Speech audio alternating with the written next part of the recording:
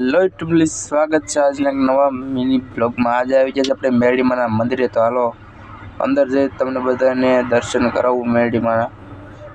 અને આ મનોકામના મેરડીમાં છે અને દામનગરની અંદર મંદિર આવેલું છે, તો જોઈ શકો છો।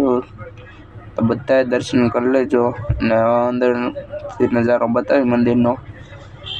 અંદરનો નજારો છે કેવો લાગે એ કોમેન્ટ કરી દેજો। જય મેરડીમાં લખી નાખજો કોમેન્ટમાં।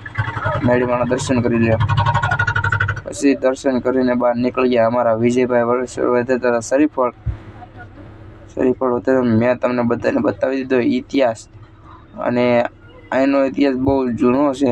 તો તમે જોઈ શકો આવું કાંક મંદિર છે। ગમે માણસો તાવો કરવા આવતા હોય એટલે એ માટે સહેલું હોતક છે, અને બહુ જાજી સંખ્યામાં ભક્તાળુ આવે છે અને માનતા રાખેલ છે, શરીફળની માનતા